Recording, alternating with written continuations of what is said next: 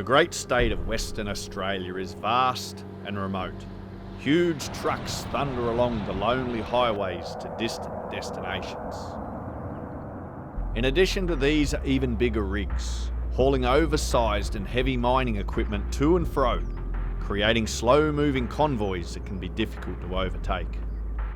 Casualties along these highways are brutal, extracting a heavy toll on both wildlife and stock. Spaced every 150 kilometres or so along these lengthy drives are free overnight rest stops for weary wanderers. They can be very popular places, especially during the annual migration of the grey nomad. Retirees pulling caravans north for the lovely warm winters and back again for a southern summer. What I've always regarded as a major upgrade to this vehicle is my dirty old Hessian water bag from way back when Christ was a boy. That damn cyclone that we escaped from in Exmouth flipped it up and caused it to be punctured on one of the cable ties that holds my number plate on, because this is a very classy vehicle. This adventure begins on the Burrup Peninsula near Karratha. From here, we'll explore Point Sampson and the historical town of Cossack. Traveling further along the Pilbara coast, we'll visit Roebourne, Port Hedland, Pardue Station, and the stunning Port Smith. All in all, this section will cover 710 kilometres and take us over the boundary into Western Australia's spectacular Kimberley region. We're just making our way into the Murujuga National Park on the Burrup Peninsula, which has some of the highest concentration of Aboriginal petroglyphs to be found, including the mystical artworks of the climbing men. I saw them many years ago, but I just got to remember how to find them. The Burrup Peninsula features low-lying mounds of hard, jumbled igneous rock, intersected by ephemeral watercourses and the occasional deep pool of water. Throughout these creek lines, one doesn't have to look too hard to find evidence of ancient human occupation. Tens or even hundreds of thousands of rock carvings are chiseled into these tough stones, depicting a wide range of subjects, including marine fauna, birds, mammals, and human figures. Shell middens bear evidence to feast held amongst the red rocks. So these are the mystical climbing men of the Burrup Peninsula. Now, they're a little bit different to the other petroglyphs you'll find in the area, of which there are thousands, and no one really knows the significance of what they are. They may be of ceremonial importance, initiation perhaps, but that would only be a guess. However, it's been a great pleasure to have remembered where they were. Burrup is currently under a prolonged conflict due to a clash of interests between those seeking to preserve the cultural, archaeological, and ecological integrity of the site, and those interested in development and manufacturing resources. As it's situated amongst port facilities, sea salt mining, ammonia export, and natural gas processing refineries, the peninsula is a hot piece of property. Although not always obvious, there is a healthy amount of wildlife lurking amongst the rubble. Just took a little tumble on the rocks and heard something to my left, and there was a very large Pilbara olive python underneath a rock, reared up, ready to strike. Very exciting. Hearson's Cove is a typical example of the huge tidal variations that we start to see as we journey farther north. Low tide reveals vast mudflats, sometimes stretching for several kilometers offshore. The massive movements of water can make the beaches murky with silt. Crabs and other oddities inhabit the shallows. A local lass has discovered a rather ill green turtle that she suspects may have mistaken a dirty plastic bag for a tasty snack. Look, he should have more fight than that. It appears this is not an isolated incident for turtles, but a common event. She rings through to a local turtle recovery and rehabilitation centre. One can only hope our little reptilian friend survives. While the nearby township of Karratha is the regional hub, Dampier is the port. Those huge trains we saw from Tom Price arrive here to offload the crushed ore to huge ships. It is alleged that it takes 3 trains to fully load one of these monstrous vessels. Anyway, Anyone who's worked in the transport industry will know the pain of their employer constantly harassing them to do pre-starts on their vehicle every morning. And when you're out in the bush, unfortunately, this is just as important to your own vehicle. Checking the vitals such as oil and water is very important to try and catch a problem before it happens. And that's essential if you're a rubbish mechanic like me. You have to. When you're checking the oil, you'll be looking not only just for the level, but for any milkiness that's in the oil, which would indicate water's getting in there. That's bad. And as far as the water goes, you're making sure there is some. Another thing to be checking every morning before you start is the condition of the fan belt to make sure there's no excess wear on it. You don't want that breaking midway through the journey. And a quick visual over the engine to ensure there's no new leaks or horrible things dripping out of it. Also have a quick scan of the condition of your tyres and also the wheel nuts to make sure none of them have gotten loose. This can happen over heavily corrugated roads, and you will not feel the wobbling of the wheel as it begins to part ways from your vehicle. In addition, throughout the course of the day, whenever you stop for a break, get into the habit of walking around the vehicle and just checking things out. And a quick look under the chassis to see if there's any oil or coolant dribbling and any loose bolts, and try and catch those problems before they become something really horrible. Less than an hour away from Karratha is the small coastal community of Point Sampson, where fishing and tourism seem to be its main reason for existing today. In contrast, its harbor once handled the third largest tonnage of product in WA. The original deep-water jetty constructed in the early 1900s has long since been destroyed by cyclones. Caught a big pile of plastic with hooks on it, what luck. The Interceptor is a valuable tool here to explore further afield. Some old, beaten-up vessel is moored offshore, and we investigate a nearby island with a lighthouse and a rather extensive bird rookery.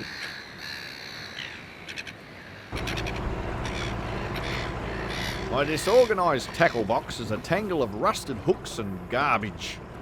As we take off, you'll notice no hand on the tiller, as safety is of paramount importance out here in the wild oceans. The best fishing I find is in that estuary around the back of the little town, especially as the tide is receding. Fishing proves effective with both fly rod and bait casting. It's not long before the harsh sun forces me to change my WA formal attire into something with a little more protection. A rather well-ventilated long-sleeved shirt that should have been thrown out years ago. The waters are teeming with schools of ferocious trevally eager to jump on them. These things can fight! I'm going to try the fly rod, which is a much more humane and gentlemanly, sophisticated way of fishing, which I'm not very good at all. Draft, we're on. Oh, I tell you, when you got a fighter on the end of a fly rod, you know about it. Oh yeah. Come on. It's a feisty beast, but surprisingly, I managed to land it.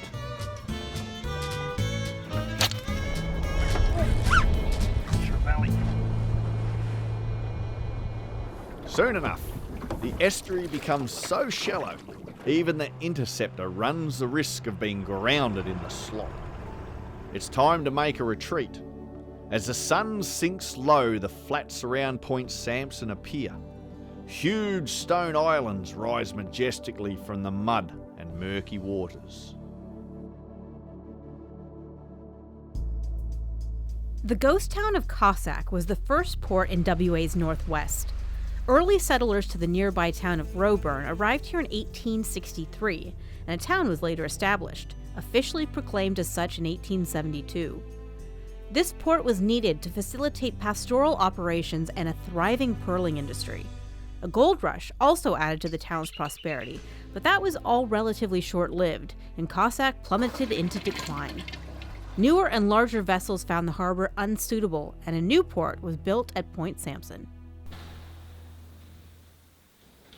Wilms has found an odd little box tucked away in the corner. Can you guess what that is? No. Chamber pot. The cemetery near Cossack clearly tells a morbid tale of how harsh life could be for the early pioneers. Most of the deceased are in their 20s or 30s. I would definitely be considered a senior citizen by Cossack standards. Real estate in WA is generally mind-blowingly expensive, though I'm guessing a few bargains can be found in Roban. Claimed as the oldest settlement in the northwest, it was established as a town in 1866. Evidence does suggest a higher than normal crime rate, with businesses closed down and most buildings having heavy barring on windows and doors. There are no police vans here. These law enforcers use a truck.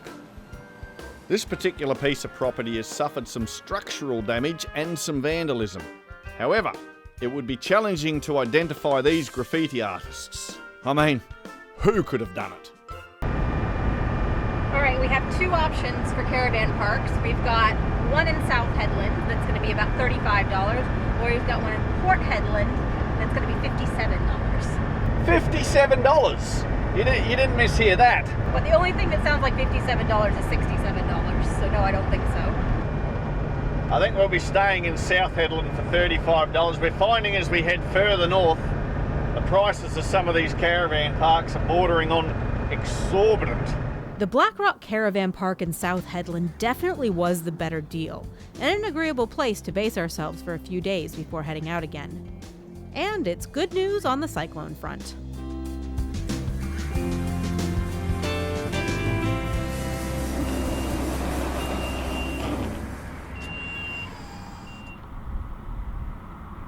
Port Headland is one of the larger towns in the Pilbara, and its port currently handles the highest tonnage in Australia. The town has a natural, deep harbor that's ideal for loading the massive ships that transport the enormous quantities of iron ore mined from ranges inland from Headland.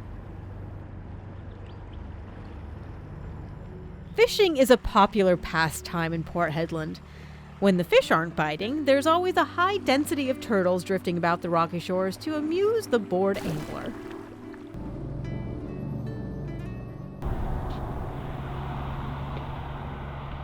Enormous trucks are dwarfed to impunity beneath a massive mountain of salt. I myself was a truck driver, a job that has funded this excursion, though I never drove chariots as big as this. Pardue is a cattle station 120 kilometers east of Port Headland that supplements its income with tourism. The bulk of the coast along the vast northwest is difficult to access as it's stitched up by private properties. So, places like Pardue offer a viable solution for those wishing to explore. Fishing is a big draw as Pardue has 60 kilometers of coastline at its disposal. The caravan park is very popular during the tourist season and is powered by a number of huge diesel generators. They have a small store, fuel, access to fresh water, though the amenities are very boorish, bordering on salt. The cattle on the property get mustered using these beat-up old bush bashers. Just across the way is a graveyard for these vehicles once their rough life comes to an end.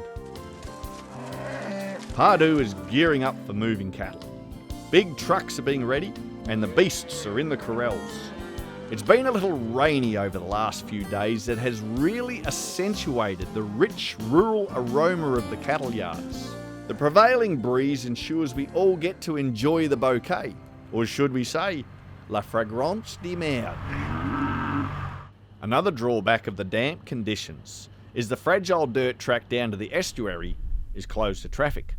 But for those willing to tackle the 10-kilometre return trek, then the world is your mollusk. Me and Wilms have the sticky mudflats to ourselves. But despite Pardue claiming itself to be a red-hot fishing destination, we don't even catch a cold. I'm feeling a slump coming on. The most dreaded angler's curse. We aren't really as lonely out here as you might think. In fact, the thick mud is teeming with life, including some burly mud skippers fighting for space.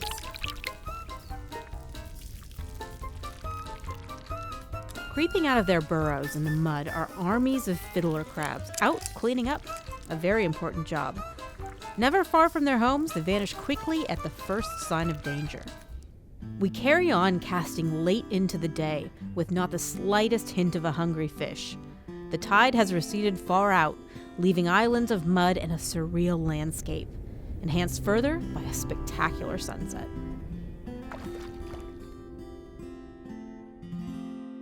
The stunning inlet of Port Smith is outside the boundaries of the Pilbara, although still south of the Kimberley's gateway town of Broome. It's an Aboriginal-owned operation, catering to enthusiastic anglers and nature enthusiasts. The journey to the boat launch is a hard-packed sand, but we have to beware of the tides. This area will later be inundated during high tide. It could be a rude shock for one leaving a vehicle parked here. Even with the best laid plans, a boat breakdown could mean a lost car and a very unhappy angler. We thought it much safer to walk a few hundred meters than to run that risk. However, low tide presents its own set of troubles.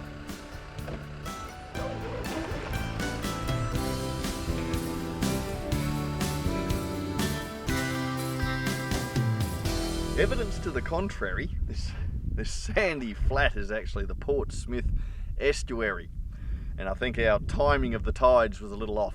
However, we've launched the boat, as you can see.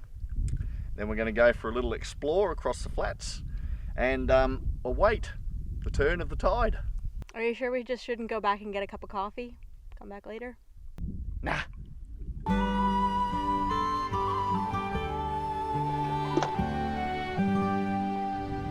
It looks like the tides have already turned, so I guess we will be boating soon. The water makes its way in with surprising speed, and before you know it, the mission is underway. Success happens fairly quickly with a small but hungry estuary cod. My word. Oh, it's very sharp. We've broken years of ill fortune with what I regard as the worst lure in my collection. Terminator 2 has caught its first fish. After a promising start, things slow dramatically until later in the day when we hit the honey hole. So this is our 48 centimetre Port Smith estuary cod, which will be tonight's dinner. Beautiful. Wildlife is also good around Port Smith. Once darkness comes, the barking owls visit the campsite, feasting on insects and small mammals. Wolf spiders, burdened by their offspring, rove about in the sand and leaf litter. Fruit bats patrol the trees looking for blossoms. And in the clear, pristine waters, monstrous mud crabs move about the mangrove roots, looking for a tasty toe to cut off, with powerful pinchers the size of a grown man's fist. Our final foray is a drive out to the coast following some bush tracks. Some of the sandhills are deceptively soft and lumpy. Then we are onto the beach. Coastal cliffs offer great views out onto the ocean. Lures are cast in the hope of a hookup until finally it's time to head back to camp. Port Smith is a truly outstanding little part of the world.